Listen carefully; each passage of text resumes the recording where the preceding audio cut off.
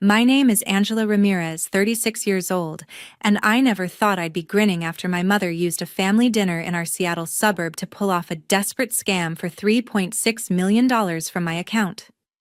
Her reckless ways always strained us, but this was a new low. At the table, her demands for money got heated. I cut her off cold. Driving home, her frantic call hit.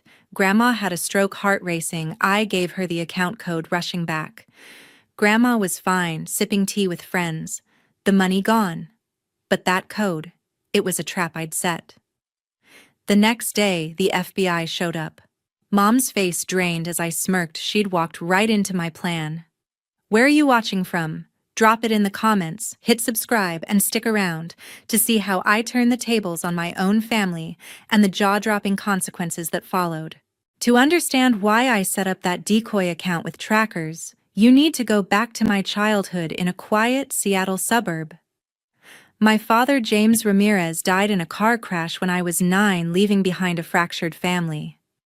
He was our rock and accountant who balanced our modest life while my mother, Deborah Klein, bounced between retail jobs, her impulsive spending already a strain. That night, I overheard something that changed everything. Hidden behind the couch in our cramped living room, I listened as Deborah begged James for money, claiming a fake medical bill from a clinic.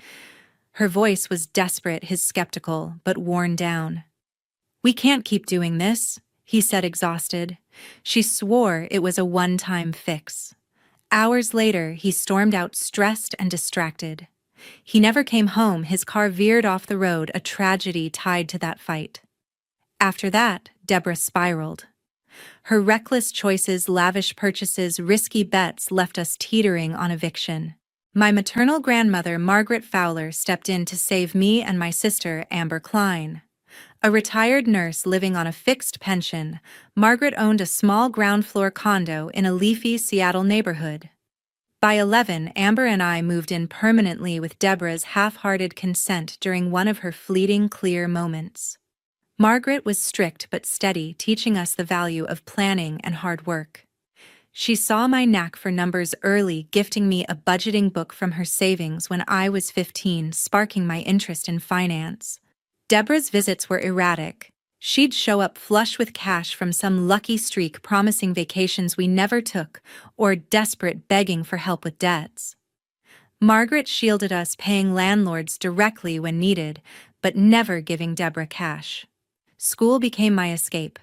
I excelled in economics, driven by Margaret's mantra that financial independence meant freedom. At 16, I landed my first job at a local bookstore, saving every penny. Margaret's support got me through. When I showed promise in investment strategies, she scraped together funds for a basic laptop, a game changer for my studies. That effort paid off with a full scholarship to the University of Washington, where I majored in finance with a focus on sustainable investing. I graduated with honors, juggling part-time gigs to avoid debt. Margaret stood proud at my ceremony. Deborah claimed a migraine but later posted pictures from a Portland casino. After college, I joined a small investment firm in Seattle, learning the ropes of wealth management. At 25, I spotted a gap in the market for green technology investments. With $10,000 saved and a small loan from Margaret, I launched Evergreen Wealth Advisors, specializing in ethical portfolios for high-net-worth clients. The irony wasn't lost on me, building a fortune by helping others protect theirs, knowing how Deborah's impulses had torn ours apart. Over 10 years, Evergreen grew from a solo venture to a firm with 120 employees and offices in Seattle and Portland. Last year, industry reports valued it at $150 million, with my personal worth at $10 million. Success reshaped my life, but Deborah remained a constant challenge. Her requests escalated with my wealth emergency pleas for rent, car repairs, or vague medical costs. I learned early to verify every claim, paying vendors directly, never her. By my late 20s, her lies grew bolder. At 27, she demanded $30,000 for a supposed kidney treatment. I found no record of any doctor visit. At 30, she tried opening credit lines in my name. 2 years ago, she roped Amber into a story about a terminal illness only for me to discover she was dodging creditors. That was when I drew a hard line. I set up a trust for her essentials, rent paid to her landlord, a modest monthly stipend, and counseling covered if she ever sought it. She called it controlling, resenting the restrictions. Our contact dwindled to tense holiday calls and rare visits under Margaret's watch. Margaret, now 80, remained my anchor. I bought her a cozy condo in the same Seattle suburb, visiting twice a month and calling every weekend. She never judged Deborah, her daughter-in-law, but supported my boundaries. Amber, 2 years older, drifted between us, closer to me but tangled in Deborah's chaos, sometimes acting as her reluctant messenger. With my personal life stabilized, I focused on Evergreen's biggest leap, yet a merger with Horizon Innovations, a Portland-based green tech giant. The deal, potentially worth $40 million to me, would secure my team's future and cement my legacy. That merger brought me to Portland for final talks, but the dinner with Deborah and Amber set the stage for what happened next. Their push for money that night wasn't new, but it carried a weight I hadn't anticipated. That dinner at Grandma's condo in our Seattle suburb was supposed to be a rare family moment. My grandmother, Margaret Fowler, had set the table with her usual care. Simple plates, a pot roast, and her favorite chamomile tea cooling nearby. My sister Amber Klein sat across from me, picking at her food, while my mother Deborah Klein fidgeted, her eyes darting. The air felt heavy, like something was brewing. Halfway through, Deborah leaned forward, her voice sharp. "Angela, we need to talk about my allowance. Costs are up, rent, groceries. I can't keep up on what you give me." Her tone carried that familiar edge, the one that always preceded a demand. I set my fork down, keeping my voice even. "Mom, the trust adjusts yearly for inflation. It covers your rent directly plus essentials. That's the deal." Amber shifted uncomfortably, avoiding my gaze, her fingers twisting her napkin. Deborah's face tightened. "It's not enough. You're sitting on millions, Angela. Can't you help your own mother?" The accusation stung, but I'd heard it before. "I've helped plenty," I said, glancing at Margaret, who stayed silent but watchful. "The boundaries are there for a reason." Deborah's eyes flashed, but she dropped it, muttering about fairness. Driving home through the quiet streets, my phone buzzed, her number. I pulled over, heart already sinking. "Angela, thank God," she sobbed, her voice breaking. "It's Grandma, she had a stroke. They rushed her to Harborview Medical Center." My stomach dropped. Margaret had complained about headaches lately. A stroke wasn't impossible. "What's her condition?" I pressed, gripping the wheel. "Critical," Deborah wailed. "Internal bleeding, brain pressure. They need a specialist, but Medicare won't cover it fully. The hospital's demanding an $80,000 deposit for surgery, cash or transfer now." My mind raced. Harborview was a top trauma center. They wouldn't delay for payment, would they? But fear took over. Margaret was my rock. "I'll wire it to the hospital." I offered, my voice tight. "No time," Deborah insisted. "The financial office closes in 15 minutes. I'm at your condo now. Amber gave me your backup account details. I just need the code." Amber. My sister knew about my accounts from helping with taxes last year. Had she shared them carelessly? Doubt nod, but Margaret's life was on the line. "Fine," I said. "The code is 927461. Take only what you need and text me confirmation." Deborah stammered thanks, promising updates from the hospital. I floored it to Margaret's condo 20 minutes away. The streets blurred as I replayed Deborah's sobs, her urgency. Something felt off. Her story was too precise, too rehearsed. I pushed the thought aside. If Margaret was in danger, I couldn't hesitate. Pulling into her driveway, I braced for the worst. The condo's lights glowed softly. I knocked, then used my key. Inside, Margaret sat at her dining table, surrounded by her book club friends, laughing over a stack of novels. Ronald Ellis, her neighbor, waved me in.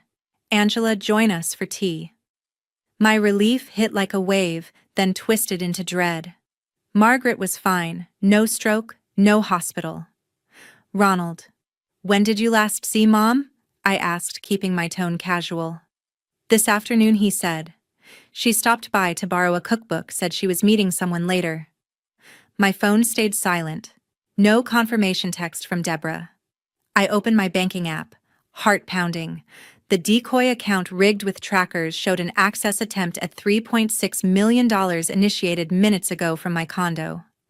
The funds were moving already headed toward a location near Seattle-Tacoma Airport. Deborah hadn't just lied, she'd planned this. I called Harborview Medical Center, my hands shaking. I'm checking on a patient Margaret Fowler admitted for a stroke today, I told the receptionist. A pause, then her reply. No record of anyone by that name. No stroke admissions matching that description. I tried 2 other hospitals, Swedish Medical Virginia Mason, same answer. My suspicion hardened into certainty. Deborah's story was a fabrication, and Amber's involvement raised questions. Had my sister been roped in, or was she complicit? I dialed Amber's number, but it went to voicemail. Then I tried Margaret again, stepping outside to keep my voice low.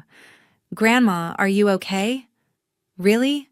She laughed, confused. Fit as ever, dear. Why I didn't explain yet, just hung up, my mind racing. The app pinged again, showing the funds now stationary at a motel off the airport's main drag. Deborah was moving fast, likely with someone else thinking she'd hit the jackpot. I grabbed my keys, the weight of her betrayal settling in. Standing in Margaret's driveway, I pulled up the banking app again, my pulse racing. The tracker in my decoy account showed the $3.6 million had stopped moving, locked at a motel near Seattle-Tacoma Airport just 10 miles away. Deborah thought she'd outsmarted me, but she'd triggered my safeguard system. I jumped back in my car, the Seattle night air cool against my skin, and headed toward the signal. My mind churned. How had Amber gotten involved? Had she knowingly handed Deborah my account details, or was she just another pawn in Mom's scheme? On the drive, I dug into Deborah's recent behavior. Her texts over the past month had been oddly specific, probing my travel plans, asking about my Portland merger meetings, even commenting on my condo's new security system. At the time, I'd brushed it off as small talk, but now it screamed calculation. I pulled up my security logs from home. Cameras showed Deborah visiting twice recently, once when I was there, and once last week claiming to drop off a birthday card. She'd lingered inside for 40 minutes, far too long for a quick errand. What had she been looking for? Then I searched her social media, something I rarely did. A photo from a week ago caught my eye, her smiling at a coffee shop tagged with a man I didn't recognize. His profile listed him as Patrick Doyle, 52, a financial consultant based in Seattle. A quick cross-check online revealed 2 arrests in Oregon for deceptive practices, charges dropped due to lack of evidence, and a string of complaints about shady investment deals. My gut twisted. Patrick was no stranger to scams, and Deborah's desperation made her the perfect mark. My phone vibrated, Amber calling. I hesitated, then answered. Angela, I messed up, she said, her voice shaky. Mom asked for your account details months ago, said it was for emergencies. I gave her the backup account login thinking she'd never use it. She called me tonight, said she was at your place, needed money fast for Grandma. I didn't know it was a lie until I called Margaret. She's fine. Angela, I'm so sorry. Her words hit hard. Amber had been careless, not malicious, but her involvement stung. Where's Mom now? I demanded. She mentioned meeting someone at a motel near the airport, Amber whispered. I think she's planning to leave town. I hung up, my anger flaring. Amber's regret seemed genuine, but it didn't erase her role. The motel loomed ahead, a budget chain with flickering neon signs. The app pinned the funds to room 214, second floor. I parked, my hands steady despite the adrenaline. At the front desk, I approached the clerk, a tired-looking woman named Lisa. I'm surprising my mother for her birthday. I lied smoothly. She checked in today, but I need the room number. Probably under Deborah Klein, or maybe her friend Patrick Doyle. Lisa tapped her keyboard. Mr. Doyle, room 214, she confirmed. Want me to call up? I shook my head. No, it's a surprise. I'll text her when I'm there. In the elevator, I steeled myself. Confronting Deborah was inevitable, but Patrick's presence complicated things. His fraud history suggested he was the brains behind this, using Mom's weaknesses. I'd already alerted my bank's security team, who'd flagged the transaction as suspicious, ready to notify authorities if needed. Outside room 214, muffled voices leaked through the door, a man's low tone, Deborah's sharper pitch. I knocked firmly. The voices cut off. After a moment, the door cracked open, chain still latched. Deborah's face appeared, eyes wide with shock. Angela, what are you doing here? I came back when I heard about Grandma's stroke. I said, my voice calm but edged. Can I come in? She hesitated, glancing behind her. It's not a good time. I'm just changing. I leaned closer. Mom opened the door. We both know Grandma's at her book club right now. Her face paled. The chain rattled and the door swung open. Deborah stood in a sweater, hair disheveled. Behind her, a man with slick gray hair and a pressed jacket, Patrick Doyle, zipped a suitcase. Stacks of cash sat on the desk alongside plane tickets peeking from a folder. Angela, I can explain. Deborah started, her voice trembling. It was an emergency, not what you think. I stepped inside, closing the door. An emergency that needed $3.6 million, I said, pointing to the cash. Or was that for you and Patrick to disappear? Patrick straightened, flashing a practiced smile. You must be Angela, the finance star Deborah brags about. I'm Patrick Doyle. This is a misunderstanding. I ignored his outstretched hand. No misunderstanding. You used a fake story about Grandma to access my account. Deborah's eyes darted to Patrick. It wasn't supposed to go this far, she said. I owed money, bad people. Patrick said this was the only way. My phone buzzed again, Amber texting. I'm at the motel. I told Mom to stop, but she wouldn't listen. I'm so sorry. I glanced at it, my jaw tightening.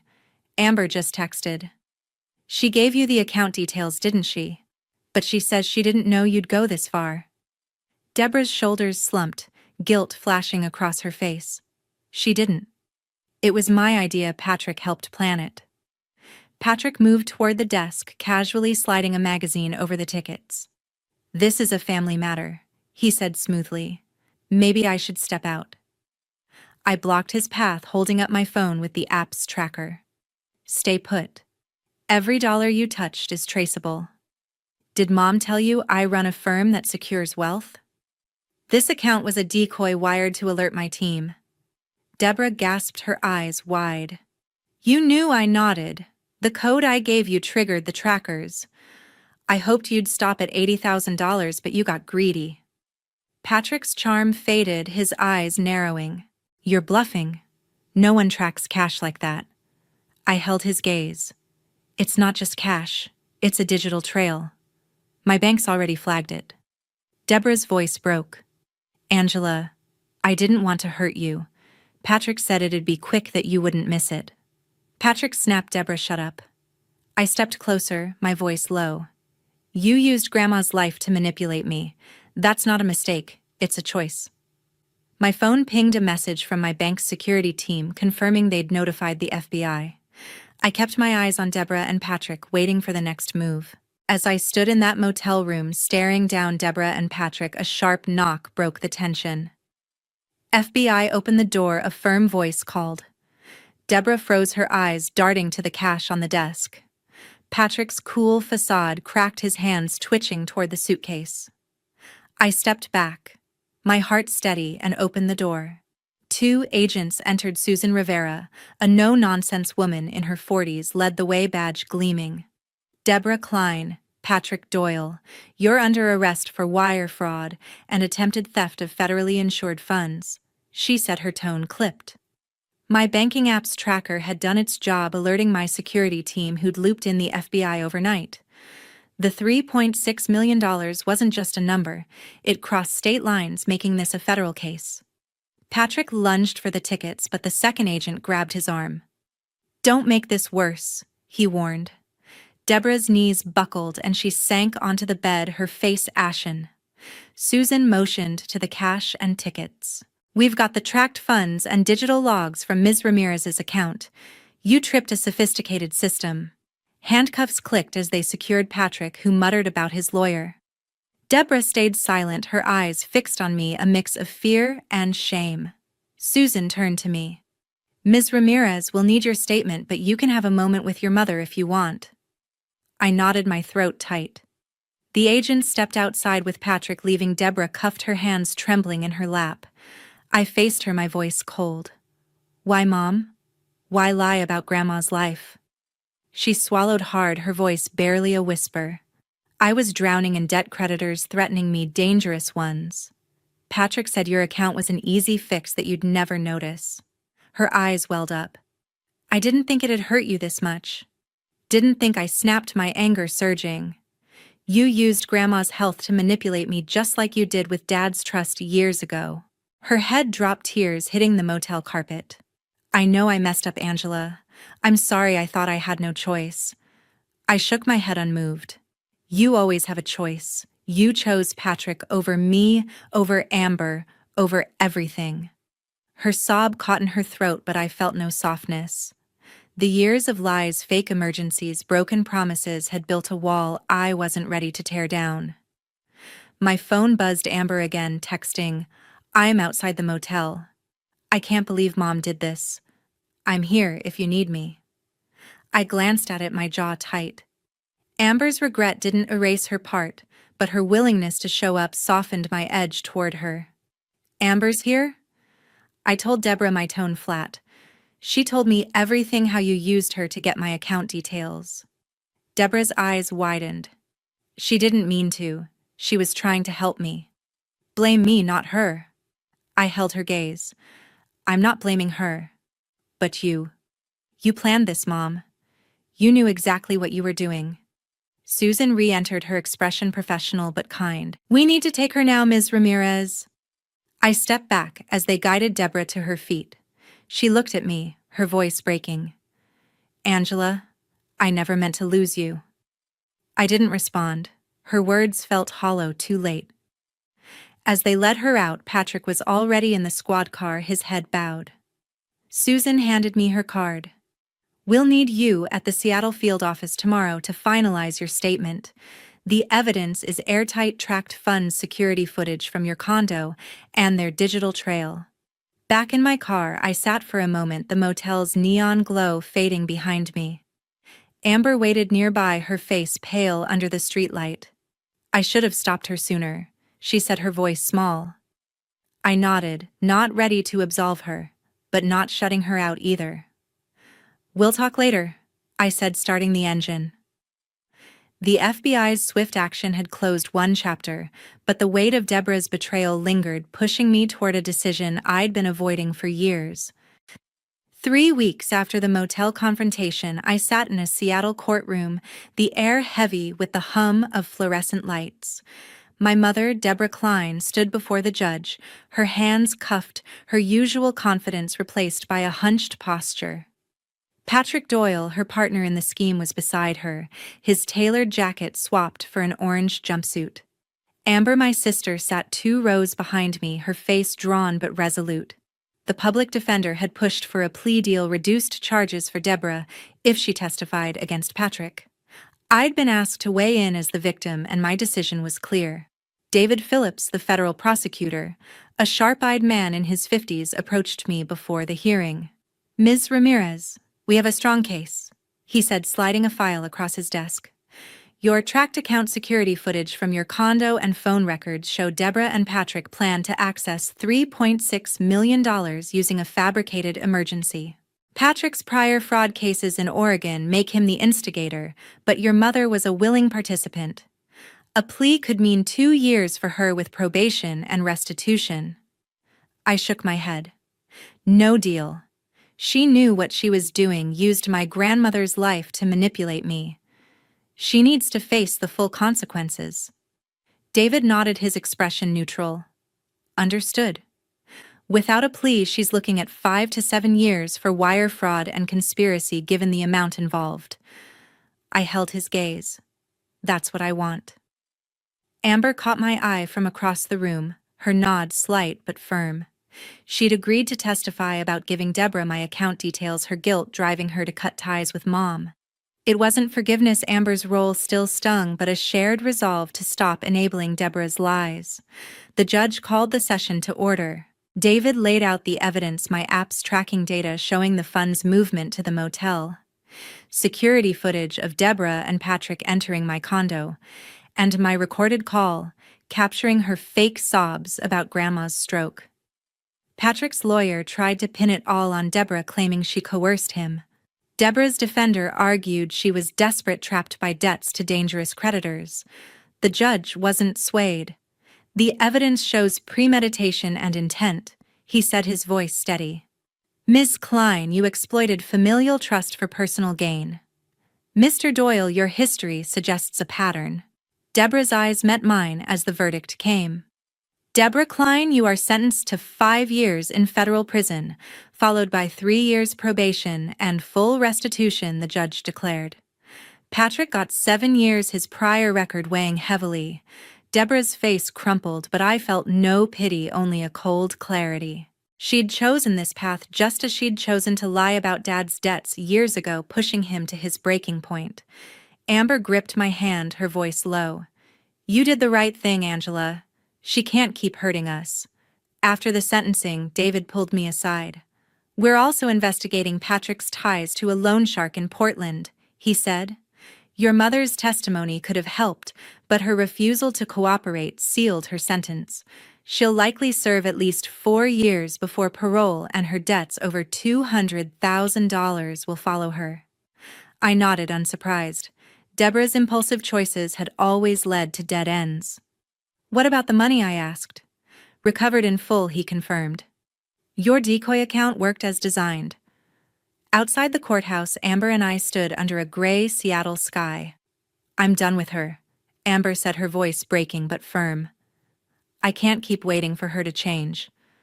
I squeezed her shoulder. Neither can I. We've given her enough chances. We'd both spent years caught in Deborah's cycle, her lies, her pleas, her promises. This was the line we wouldn't cross again. I drove back to Margaret's condo that evening, needing her quiet strength. She listened as I recounted the verdict, her eyes sad but unsurprised. You protected yourself, Angela, she said, pouring tea. Sometimes that's all you can do. Her words settled over me, a reminder of the boundaries I'd fought to maintain. Deborah's sentence wasn't just punishment, it was a chance for me and Amber to break free. 5 months after the courtroom verdict, I stood in my Seattle office watching the city's skyline as I signed the final merger papers with Horizon Innovations. Victoria Hale, their CEO, shook my hand, her smile warm. Angela, this deal's a win for both of us. $40 million for you, and your team's green investment strategies stay intact. The merger, delayed by the chaos of Deborah's scheme, had come together smoothly, securing my employees' futures and boosting Evergreen Wealth Advisors' reach. My personal share pushed my net worth past $15 million, but the victory felt hollow against the fractured family I'd left behind. Back in my Seattle suburb condo, I focused on rebuilding what mattered. Margaret, my grandmother, remained my anchor. I'd upgraded her condo's security system, adding cameras and a panic button, ensuring she felt safe after Deborah's betrayal. We met weekly for tea, her book club stories a quiet comfort. You did what you had to, she told me one evening, her voice steady. You protected your heart, Angela. That's strength. Her words grounded me, a reminder that family could mean chosen bonds, not just blood. Amber and I grew closer, our shared decision to cut ties with Deborah forging a new trust. She'd moved to a small apartment near me, taking a job as a paralegal to rebuild her life. Over coffee one morning, she admitted, I spent years hoping Mom would change, but her choices showed me who she really is. I nodded, my own resolve mirrored in her eyes. We gave her every chance, I said. Now we choose ourselves. Amber squeezed my hand, a silent pact to move forward together. Deborah's absence was permanent.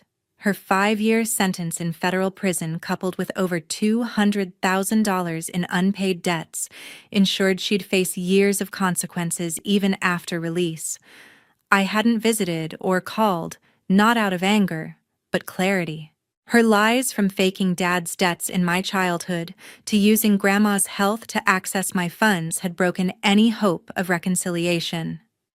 The trust fund I'd set up for her years ago was dissolved, its assets redirected to support Margaret's care and local charities for financial literacy.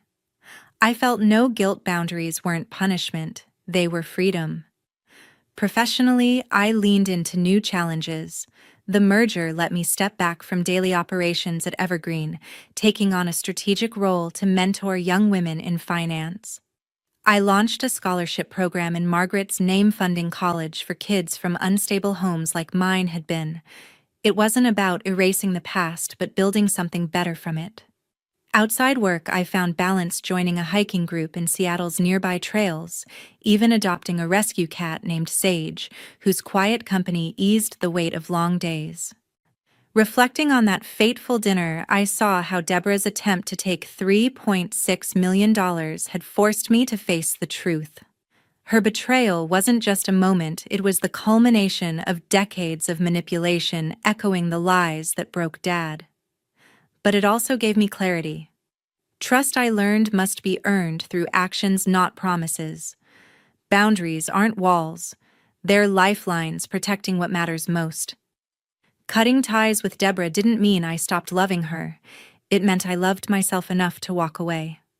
For anyone watching struggling with family who hurt more than they heal, know this: you can choose your own path. Setting limits doesn't make you cold, it makes you whole. Share your story below. Have you had to draw a line to protect yourself? What did it teach you? The journey isn't easy, but it's worth it. My family may have shattered, but I found strength in the pieces, and so can you. This is betrayal. Pure and simple betrayal. Brianna's voice echoed through the break room as she waved my resignation letter in the air like evidence at a trial. I stood there, coffee mug in hand, watching my manager of 12 years completely lose her composure in front of half the office staff. How could you do this to me, Karen? After everything I've done for you? I set my mug down carefully on the counter, keeping my expression neutral. The room had gone dead silent except for the hum of the vending machine. Everyone was staring, waiting to see how this would play out. Brianna's face was flushed red, her perfectly styled blonde hair slightly disheveled from her dramatic gesturing. Actually, Brianna, I haven't submitted a resignation letter, I said calmly. That appears to be a job application I submitted to Gravora Group. How exactly did you get access to that? Her eyes narrowed dangerously. That doesn't matter. What matters is that you've been going behind my back, plotting to leave us. After 12 years of loyalty, this is how you repay Northrise Apparel. I almost laughed at the irony. 12 years of loyalty, 12 years of staying late, covering for her mistakes, managing client relationships she couldn't handle, and watching younger employees get promoted over me. 12 years of hearing maybe next year every time I asked for the raise I deserved. I've been exploring my options, I replied, maintaining my professional tone even as my blood pressure rose. It's a competitive job market, and I believe in staying informed about opportunities. Opportunities? Brianna's voice cracked slightly. You have everything you need right here. I've protected you, Karen. I've shielded you from the executive pressure upstairs. And this is how you thank me? The silence stretched uncomfortably. My coworkers were pretending to busy themselves with coffee and snacks, but I could feel their eyes on us. Jennifer from accounting looked particularly uncomfortable, probably remembering all the times she'd heard Brianna complain about having to manage difficult employees like me. I think we should continue this conversation in your office, I suggested, not wanting to air our dirty laundry any further in front of the team. But Brianna was beyond caring about professionalism now. No, I think everyone should hear this. Everyone should know what kind of person you really are. Disloyal, ungrateful, scheming. I felt something cold settle in my chest. This wasn't just about me job searching. This was about control, about Brianna's desperate need to maintain her authority over me. And in that moment, watching her public meltdown, I realized something that should have been obvious years ago. She was terrified of losing me because she knew she couldn't do my job. The realization hit me like a freight train, and suddenly, everything made perfect sense. My name is Karen Whitley, and I'm 45 years old. For the past 12 years, I've been a senior logistics coordinator at Northrise Apparel, a mid-sized clothing distribution company based in Charlotte, North Carolina. When I started here, I was 33, recently divorced, and desperate for stability. The job seemed perfect. Good benefits, reasonable hours, and a chance to build something meaningful in supply chain management. Brianna Lowe had been my manager for the entire duration. She was 38 when she hired me, ambitious and sharp, with a business degree from Duke, and big dreams of climbing the corporate ladder. In those early days, we worked well together. She appreciated my attention to detail and my ability to handle difficult vendor relationships. I genuinely thought we were building something as a team. The first few years were good. I learned the industry, built relationships with our key suppliers and transportation partners, and developed systems that streamlined our operations significantly. Brianna took credit for most of these improvements during her performance reviews, which I understood was part of office politics. I was content to do the work and let her have the recognition, assuming that my contributions would eventually be acknowledged. But somewhere around year 5, things started to shift. Brianna became more territorial, more controlling. She began micromanaging my client communications and insisted on being copied on every email.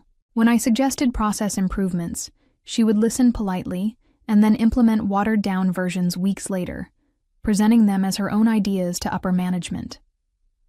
The first time I asked for a raise was in my 6th year. I had just successfully negotiated a new contract with our largest supplier that saved the company nearly $200,000 annually. I scheduled a meeting with Brianna, prepared a presentation outlining my contributions, and made my case. She listened, nodded thoughtfully, and promised to take it up the chain. 2 weeks later, she called me into her office with an apologetic expression. "I fought for you, Karen. I really did. But with the current budget constraints, they just can't approve any salary increases right now. Maybe next review cycle." I was disappointed but not surprised. The economy was shaky, and I knew companies were being cautious with expenses. I decided to wait and prove my value even more decisively. The second request came a year later, after I had successfully managed a crisis when our primary warehouse flooded. I had coordinated with backup facilities, rerouted shipments, and ensured that we didn't miss a single delivery deadline. The incident could have cost us millions in lost business, but my quick thinking and existing relationships saved the day. Again, Brianna promised to advocate for me. Again, she came back with apologies about budget constraints and corporate policies, but this time, I noticed something odd. 2 months later, Marcus from accounting mentioned that Brianna had gotten a significant raise and a new title, Senior Operations Manager. That's when I started paying closer attention to the company's actual financial health, and what I discovered made my stomach turn. The truth hit me like a slap in the face during a routine vendor meeting in my 8th year at Northrise Apparel. Our fabric supplier, Janet Morrison, was congratulating us on the company's incredible growth trajectory and mentioning how impressed she was with our record-breaking quarterly profits. I smiled and nodded, but inside, alarm bells were screaming. Record-breaking profits. While Brianna had been telling me for years that budget constraints prevented any salary increases. That evening, I stayed late and did some research. As a senior logistics coordinator, I had access to shipping volumes, vendor payments, and transportation costs. It wasn't hard to piece together a rough picture of our revenue streams. The numbers were staggering.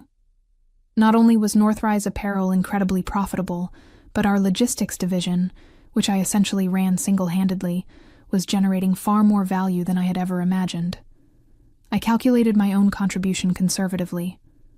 The vendor relationships I maintained, the cost-saving measures I had implemented, the crisis management that had prevented major losses, My work was directly responsible for at least $800,000 in annual value creation, and I was being paid $62,000 a year. The betrayal cut deep, but what made it worse was the pattern I started noticing. When I requested my third raise in year 9, Brianna's response was more elaborate. She sat me down with a concerned expression and explained that while she personally valued my contributions, the executive team was concerned about equity across departments. She couldn't justify giving me a raise when other coordinators in different divisions weren't receiving increases. But 6 months later, I learned that Derek in purchasing had received a $15,000 bump, and Stephanie in customer service had been promoted to supervisor with a significant salary increase. Both had been with the company for less time than me and handled far less complex responsibilities. The fourth and final time I asked for a raise was just 8 months ago. By then, I had been with the company for 11 years and 4 months. I had successfully managed the integration of our new warehouse management system, trained 3 junior coordinators, and maintained a vendor satisfaction rate of 97%. I prepared the most comprehensive presentation of my career, complete with financial impact analyses and industry salary comparisons. Brianna's response was swift and final.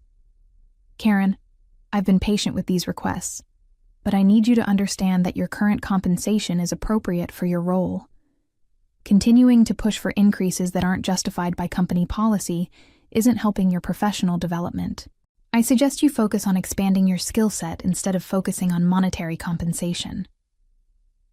That night, I went home to my small apartment and opened my laptop.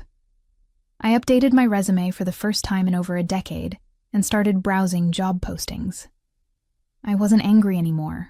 I was determined. If Brianna thought my skills weren't worth investing in, perhaps it was time to find someone who disagreed. What I didn't expect was how quickly that someone would appear, or how drastically everything would change once they did. 3 months after I started my quiet job search, Gravora Group reached out to me through LinkedIn. Their message was professional but intriguing. They were looking for an experienced logistics director to head their East Coast operations, and my background at Northrise Apparel had caught their attention. The salary range they mentioned in that initial contact was nearly double what I was currently making.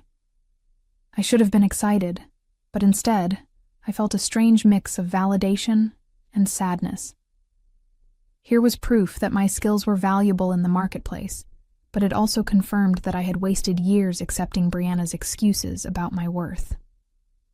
The interview process with Gravora Group was unlike anything I had experienced at Northrise. They asked detailed questions about my vendor management strategies, wanted to understand my crisis response protocols, and seemed genuinely interested in my ideas for operational improvements. The hiring manager, Patricia Wells, had done her homework. She referenced specific contracts I had negotiated and mentioned savings initiatives I had implemented years ago. "Your reputation in the industry is impressive," Patricia told me during our second interview. "Several of our suppliers have mentioned you specifically as someone they enjoy working with. That kind of relationship building is exactly what we need." I tried not to think about how Brianna had never acknowledged those relationships, had in fact often seemed threatened when vendors asked to speak with me directly. The offer came through 2 weeks later. Senior Director of Logistics Operations, $95,000 annually, full benefits, and a clear path to the executive team. I stared at the email for a full 10 minutes, trying to process that someone was finally offering me what I knew I was worth. But I wasn't ready to accept immediately. 12 years was a long time, and despite everything, I felt I owed Brianna and Northrise one final chance to match the offer. It was probably naive, but I scheduled a meeting with her to discuss my career trajectory. "I've been thinking about my future here," I began carefully, "and I wanted to discuss potential opportunities for advancement." Brianna barely looked up from her computer. "Karen, we've talked about this. Your role is important to the team, and you're compensated fairly for your level of responsibility." "Actually, I've received an external offer that suggests otherwise," I said quietly. That got her attention. Her fingers stopped typing, and she slowly turned to face me. "What kind of offer?" "A senior director position with a competitor. The compensation is significantly higher than what I'm currently earning here. For a moment, something that might have been panic flashed across her face. Then her expression hardened. I see. And you think this is appropriate? Using outside offers to manipulate your current employer? I blinked, stunned by her response. I'm not trying to manipulate anyone.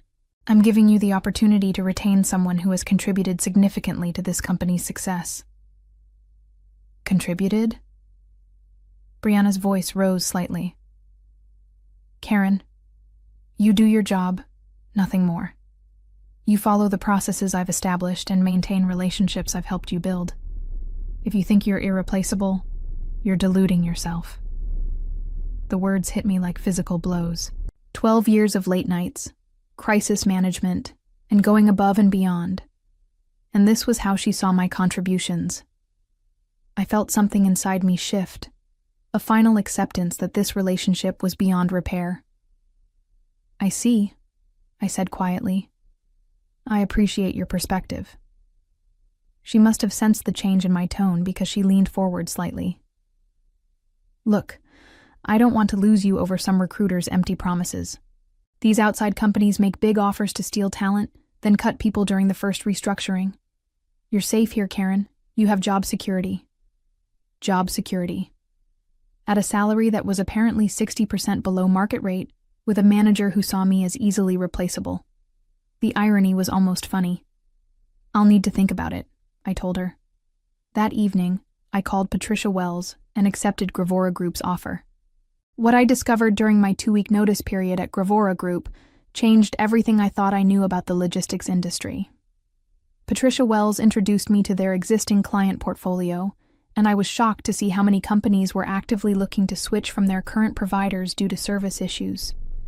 3 names on their prospect list made my heart race: Coastal Manufacturing, Pinnacle Textiles, and Morrison Fabrics. All 3 were massive accounts that Northrise Apparel had held for over a decade. All 3 were apparently frustrated with their current service levels and looking for alternatives. These companies have expressed interest in switching, Patricia explained during my first week. But they've been hesitant because their current provider has established relationships and knows their specific requirements. We need someone who understands their operations intimately. I stared at the files, my mind racing. I knew these companies' operations better than anyone except possibly their own internal teams. I had spent years learning their seasonal patterns, their rush delivery requirements, their preferred shipping windows. I had personally negotiated their contracts, resolved their crises, and built relationships with their key personnel. How long have they been considering a switch? I asked carefully. Morrison Fabrics has been vocal about their dissatisfaction for 6 months. They've had several delivery delays and communication issues.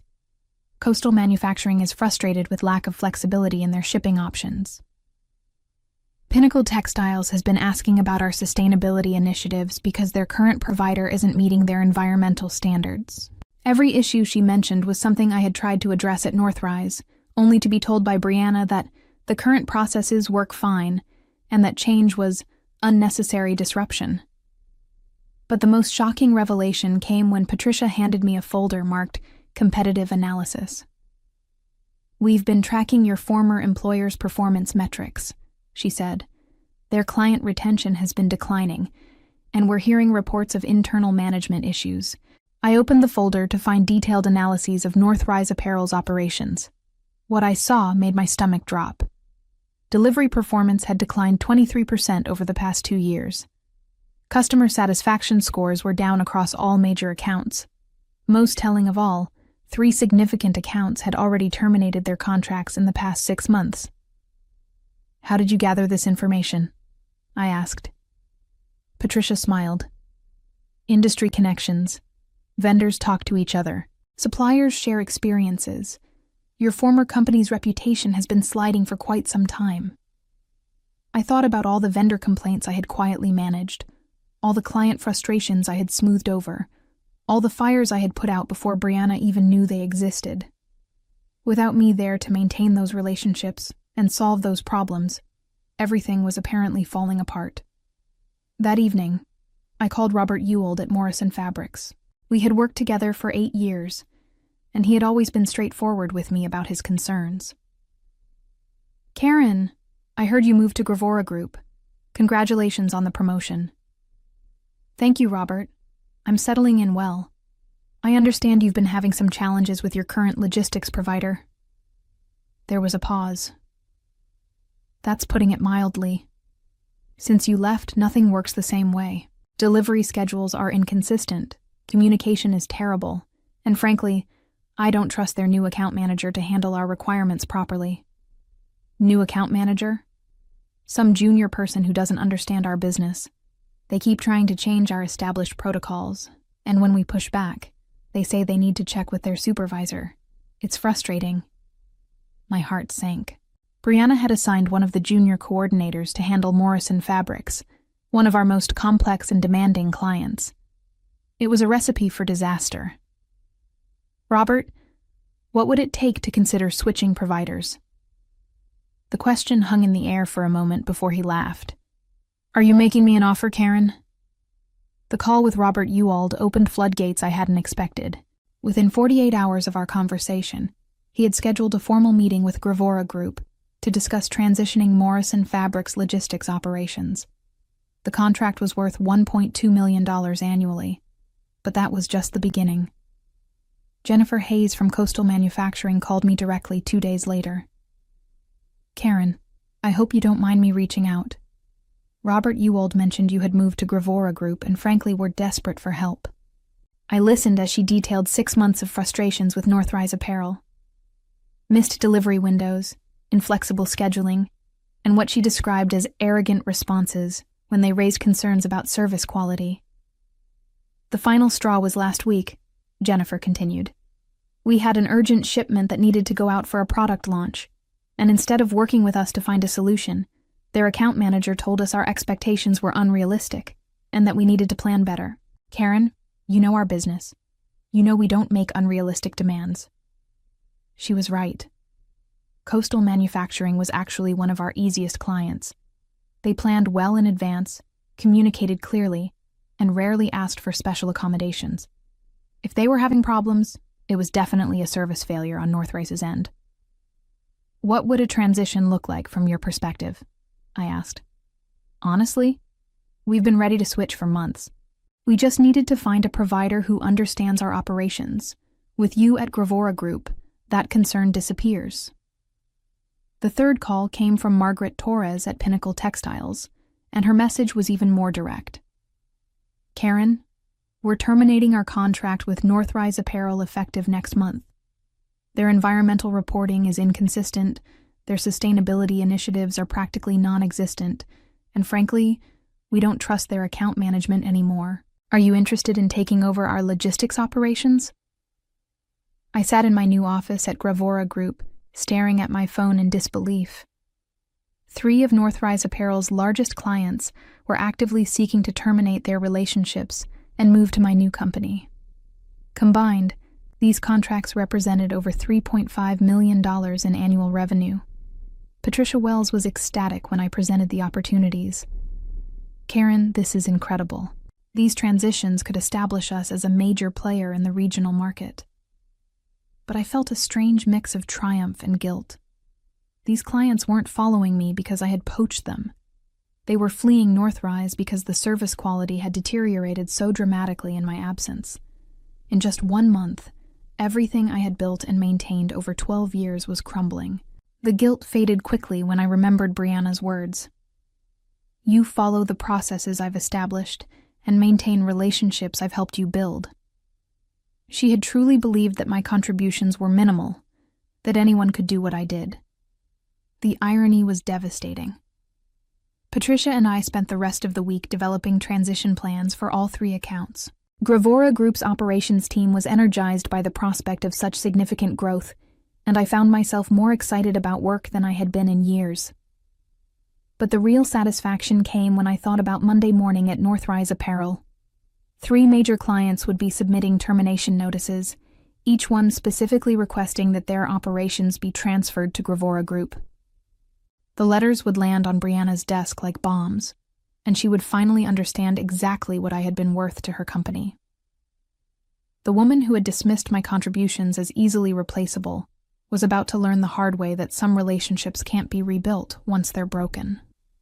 Monday morning at 9:15 a.m., 3 certified letters arrived at Northrise Apparel's corporate office.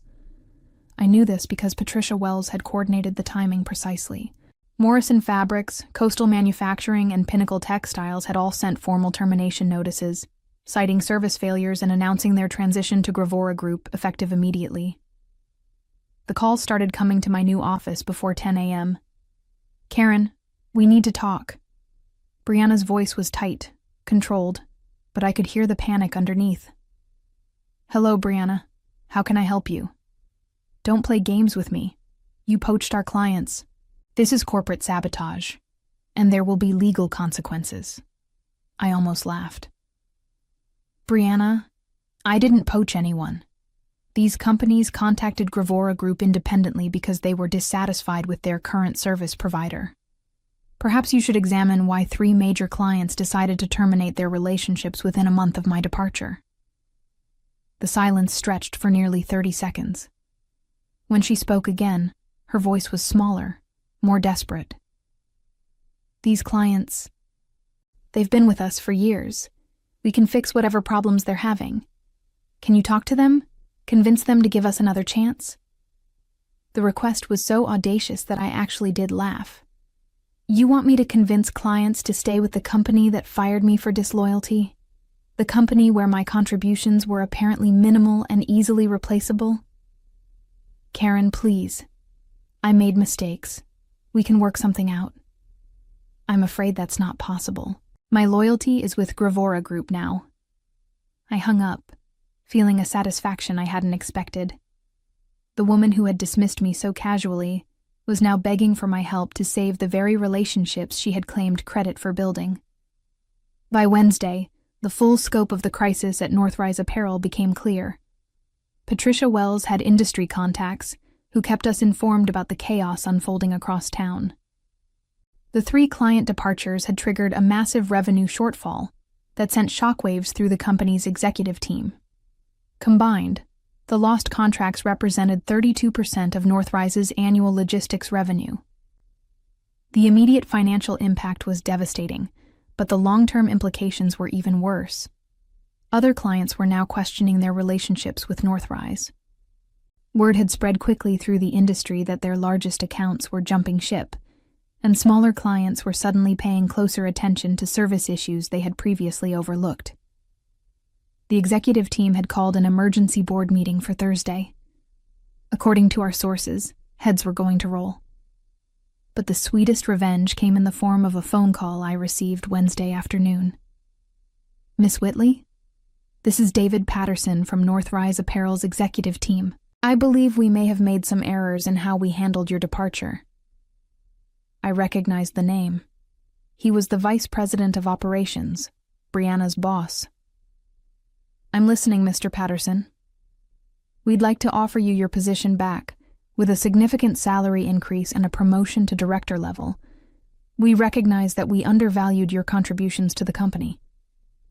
The offer was almost insulting in its desperation. "Director level. The position I should have been promoted to years ago.